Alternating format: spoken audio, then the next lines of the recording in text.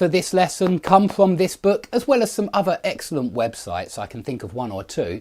And so please do buy this book if you're interested in learning more about comma splices. Comma splices sound easy, but actually they're not. And the thing which makes them particularly difficult is the fact that you do find comma splices all the time in literature. And so if they're mistakes, why do you see them all the time in the books? And this is where you have to make a distinction between academic English and literary English. You know, if you're writing an academic essay for your university, you'll want to be a lot more aware of comma splices. You want to avoid them like the plague. But if you are writing literature, fiction, you can certainly use comma splices, and they are used in a few different situations very often. Now, what is a comma splice? A comma splice is when you use a comma as though it were a full stop. So you separate two complete sentences, two full ideas, two main clauses with a comma. And you're not allowed to do that, not in academic writing. And so there are 5 different ways you can fix a comma splice, but I'll talk a little bit in a second about how to identify them. But to fix a comma splice, the most obvious way is to change the comma for a full stop. And then you've got full sentence, full stop, full sentence. Okay, that's the most obvious way to fix it, but there are many others. You could use a comma and a fanboys conjunction. And this is why it's not as simple as you might, as just knowing that complete ideas must be separated by full stops. You have to learn some parts of speech to be able to recognise comma splices. And you certainly need to learn the fanboys conjunctions, which are called coordinating conjunctions. And they are for, and, nor, but, or, yet, and so. Okay, they're the fanboys conjunctions, and you're certainly allowed to have a complete thought and then a comma and then for or and or nor or but or yet or so, and then another complete sentence. That's fine. So stick a fanboys conjunction in there and you've fixed it. Another way of fixing it is with a semicolon. Semicolons can separate main clauses. Semicolons do separate main clauses. In fact, if you're not using semicolons for a complex list, they must have main clauses on both sides of them, always. In a complex list, you can actually disregard that rule. Okay, so you can use a semicolon. You could use a semicolon and a conjunctive adverb. And this is another part of speech that you really need to learn if you want to identify comma splices. Conjunctive adverbs, what are they? Well, they're words, I've written some down here. They're words like however. And by the way, however is not always a conjunctive adverb. Sometimes it's just a plain adverb, and sometimes it's a conjunction, a subordinating conjunction. So this is a really tricky word, however, but they're words like however, nonetheless, nevertheless, moreover, besides, yeah, nevertheless, besides, moreover. And I'm very pleased to tell you that there is a test that you can do in your head to find out if you've got a subordinating conjunction or a conjunctive adverb. There's actually a very simple test. And I've done a lesson on this before. You can find it on, I think it was called conjunctive adverbs versus subordinating conjunctions. But all it is, subordinating conjunctions are words like because, although, there are many others, if, as, while, whereas, yeah, these are all subordinating conjunctions. So how do you know if you've got a subordinating conjunction or a conjunctive adverb? Well, the answer is that they function very differently. They behave differently in the sentence. They have different properties in the same way that different chemical elements have different properties. Now, what are these different properties? Let's have a look. So you can use a subordinating conjunction, by the way, to fix a comma splice, which is method number 5. So let's compare method number 4 and method number 5, and you'll see why subordinating conjunctions are different from conjunctive adverbs, and that's why we punctuate the two groups differently, and this is why it's important to know the difference. So look at this conjunctive adverb, and what you'll notice is that whenever you've got number 4, you cannot swap those two parts round. Yeah, let me give you an example of number 4, something like this. Prices have gone down, semicolon, therefore, comma, we ought to buy as many products as we can right now. Yeah, something like that. Prices have gone down, semicolon, therefore, comma, we ought to buy low as much as we can right now. You will see that you can't swap those two round. It doesn't make any sense when you try and swap those two round. Now try doing that with main and then subordinating conjunction and then a subclause, because the subordinating conjunction starts a subclause. It always does. And so if we have something like prices have gone down, although the economy is in good health, yeah, or the economy is looking strong, you can certainly say, although the economy is looking strong, prices have gone down. You can swap them round with a subordinating conjunction. And that's the difference between the two. These are reversible, these two clauses. These two clauses aren't. And so this joiny word or linking word or whatever you want to call it is very, very different. The conjunctive adverb is different. It joins in a different way than the subordinating conjunction, which joins in a way that it can be moved around in the sentence. It can even go in the middle of the main clause. Okay, so they are different, these two parts of speech. And if you can recognise them, and if you can find a way of seeing, of testing them and seeing, okay, that's definitely a subordinating conjunction, that's definitely a conjunctive adverb, it does make finding comma splices a lot easier. I'll talk about the exceptions that we find in literature in a second, but have a look at these three examples, and I wanted you to look at these because really I'm trying to show you how to do the test that's on my website, which you can go to and have a go at some 10 questions. There's 10 questions. You've got to find the sentences with the comma splices and correct them. So what do you reckon for A? We need to move a lot faster, comma, otherwise we won't get there on time. Is that okay? Well, I must admit, in dictionaries you might see this sometimes, although technically it is a comma splice. Notice that you can't move the two clauses around. You can't say, otherwise we won't get there on time. We need to move faster. You can't do that. You can't put them that way round. And that's why this is a conjunctive adverb.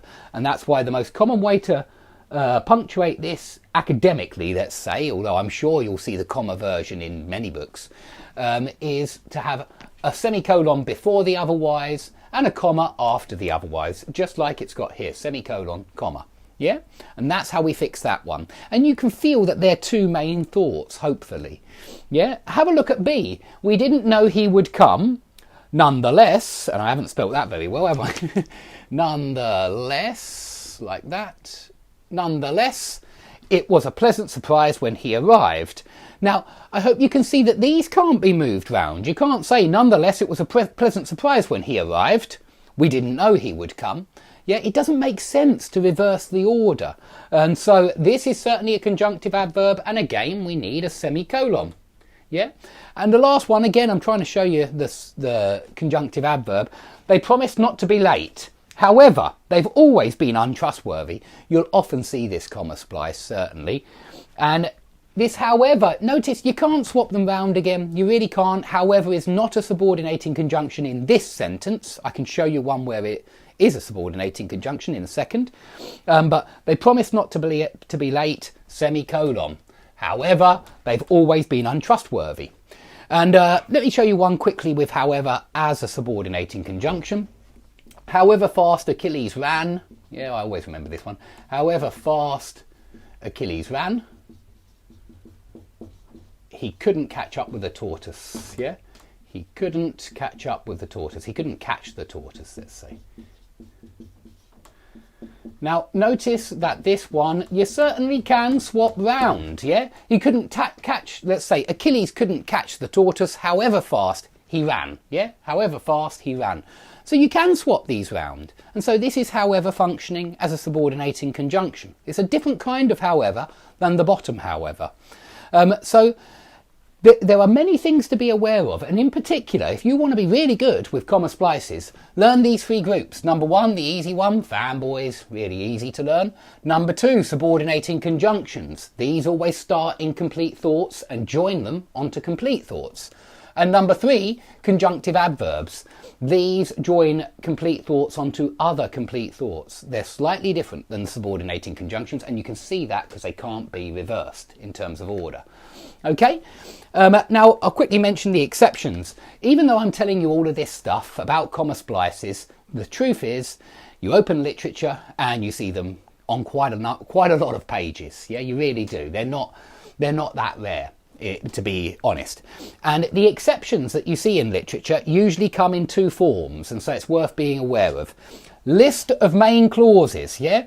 In Animal Farm, you can see loads of these. You see something like, he says something like, the hens were roosting in the corner, comma, the chickens were feeding, I don't know, on the ledge, comma, and the pigs were snorting in the trough. I don't know, but you see complete thought, comma, and complete thought.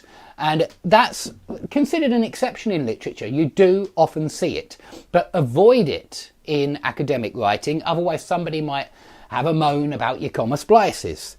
Number two, I mean, just fix them with semicolons. It looks good. It looks like you know how to use a semicolon. Number two, the second main clause reverses the first main clause. So sometimes you have a negative first main, something like, I don't know, well, let's have a look at the one I've written on the board. But he wasn't in the passenger cabin, comma, he was up in front. Now, this is from Lord of the Flies, and you can see there's just a comma between two main thoughts, two complete main thoughts. However, the first one's negative and the second one reverses it, yeah? If you say something like, she doesn't like dancing, comma, I can't think of a good idea at the moment, but where you have a negative first thought, I can't think of one, but negative first thought, complete thought, and then a comma, and reverse it with a positive statement that says the opposite of the first one. This is something you quite often see in literature. And lastly, I would mention question tags are technically main, comma, main. Yeah, technically they are two main clauses separated by a comma. And I want to make it clear that even in academic writing, they're happy with that particular exception, the question tag. Yeah, I don't think anybody would put a semicolon before a question tag, even though I think you would be absolutely right to argue that that's main, comma, main. Okay, and if people are wondering what the hell is he talking about with question tags, I mean things like mustn't they, wouldn't he, didn't I. Really, did I not is a main clause. You've got a subject and a verb. Would he not is a main clause. It's got a subject and a verb. It's got a modal verb standing in for the rest of the sentence, but still it's a main clause, really. So that's something to be aware of as well.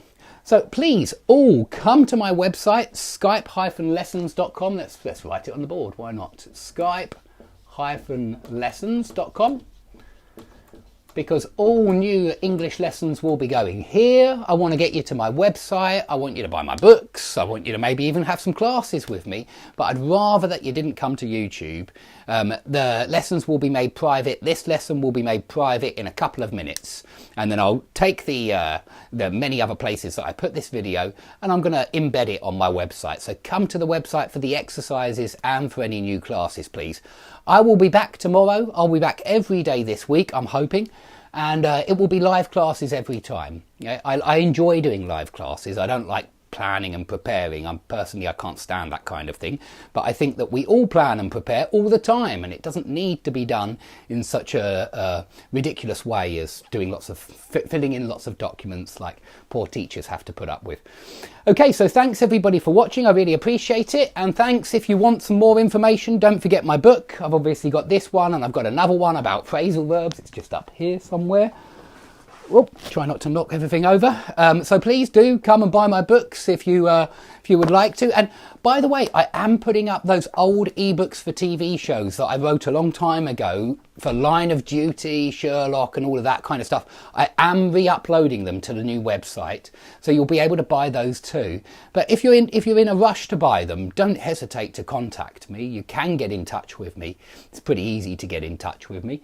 You can send me an email for a start. Usually my email address is up here, sethpecksniff99@hotmail.com.